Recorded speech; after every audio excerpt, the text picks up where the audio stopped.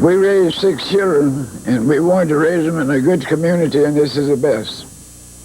Carlton Colquitt and his wife rocked the afternoon away in the cool shade of their little piece of country. It's home for me, and it's home for all of our family. Has been for 150 years.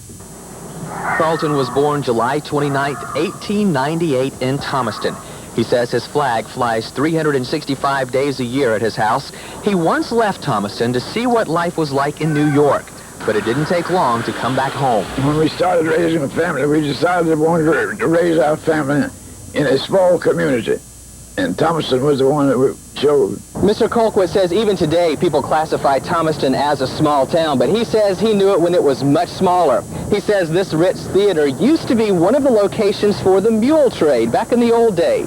Nearly 100 years, Thomaston in Upson County was the third largest mule market in the United States. And the mules came here from Missouri and were spread out all over the southeast. Now the mules are gone, but the movies are here. Thomaston's mayor is also the town's locksmith.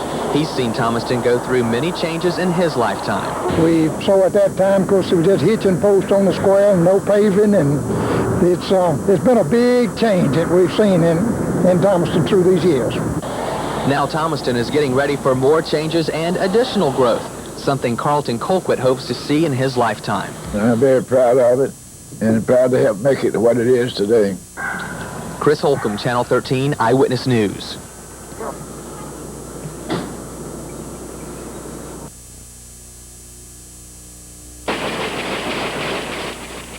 Workers at this plant get a sneak preview of news that the rest of the world won't see until next week. Time magazine rolls through the presses in this quad graphics plant in Thomaston. If you live down in the southeast section of the United States, there's a real good chance that you're going to be looking and reading a magazine that was printed in Thomaston, Georgia. Quad Graphics also prints other magazines like People and Sports Illustrated, then sends them throughout the southeast. Quad Graphics isn't the only major company which calls Upson County home. The Yamaha Music Company in Thomaston brought the city international acclaim in a business magazine as the largest foreign business investment in Georgia last year. The Ster Company is a Dutch business headquartered in Amsterdam. And when officials there decided they wanted to locate part of their organization here in the United States, they chose between 26 communities, and Thomaston ended up on top of that list.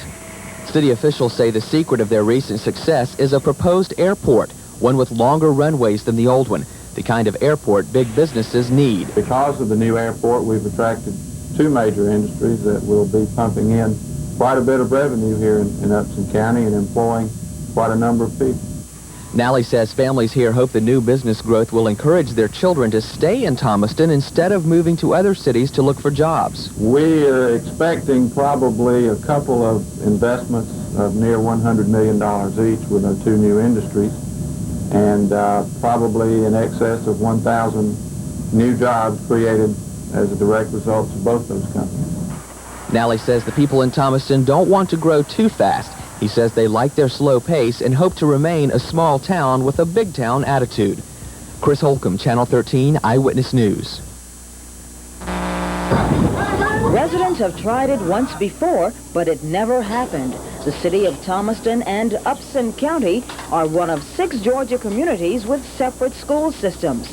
And on July 17th, they vote to bring the systems together. This time, this is a true merger. Before, in voting, it would have done away with one of the school systems, and the other school system take over the education of the children.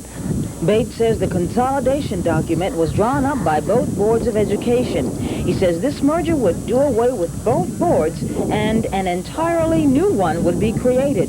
One school system would be more cost efficient. I think that the combined school system would provide an opportunity for an expanded curriculum because of the efficiency. Like the first few years, there might be a few, because it's been such a rival between the 2 schools for so long. In the first few years, there might be some rivalry and conflicts and all, but like after a few years, everything would probably clear up.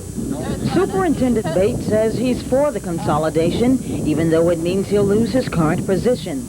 But he says the referendum will probably fail again because most city and county residents are afraid of change. In Thomaston, Celeste Evans, Channel 13 Eyewitness News.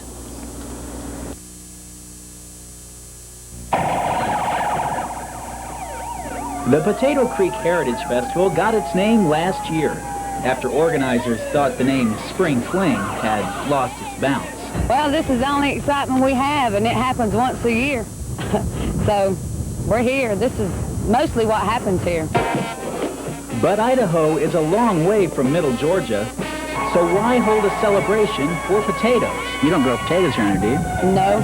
Don't ask me how they got the name. I guess because it's a creek here named Potato Creek. I don't know. Surely someone out of this large crowd can solve the mystery. Wait, I think I'm getting warmer. I've never thought about that. It has been a lot of fun, for one thing, and there have been clues in the paper for the past 5 weeks, and it's been interesting listening to my friends make comments about who Miss Potato Head or Mr. Potato Head would be. Tonight's parade kicks off a weekend of arts, crafts, and athletic events. And organizers say by getting the word out early, business is booming this year. Last year we had approximately 250 running in our road race. We have over 500 running this year in our road race. We have approximately 78 to 80 new exhibitors in our arts and crafts area. So we've grown quite a bit from last year.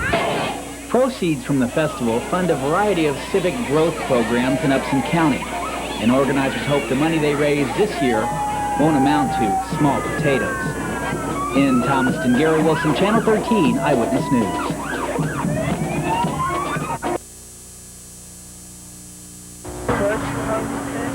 There are plenty of arts and crafts and chances to help your favorite charity. We're a volunteer division to the city fire department. This is the ladies' auxiliary.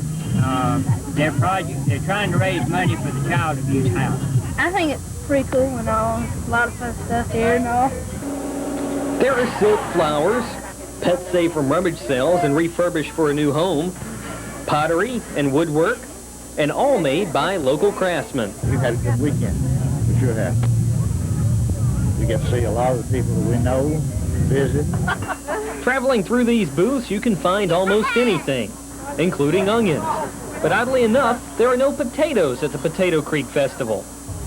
You have any thoughts of maybe selling potatoes or sometime, or did that ever cross your mind? And I did. Maybe we'll have to bake potatoes next year. So just how did Potato Creek get its name? Indians used to live around here, and they carried potatoes in their boats on the streams. And one day, one of the boats turned over, and all potatoes washed into the water. And then later on, all potatoes washed ashore. And so when all of the others came around, they saw all these potatoes and looked down and said, "Ah, this is Potato Creek." Somebody throwed a bunch of potatoes at the head of the creek. They floated downstream, and that's the reason they called it Potato Creek. They probably used to make a lot of moonshine out of potatoes along this creek, and so that was one story. Another one was that potatoes grew on the creek, and it flooded one year and washed them all down the creek, and they started calling it Potato Creek because people started finding potatoes. We have a big creek just down the highway here, and it is called Potato Creek, and that's all I know about it. However it got its name, organizers say the festival named after Potato Creek is a big success, and they plan to make it even bigger and better next year. Raymond Tubb, Channel 13, Eyewitness News.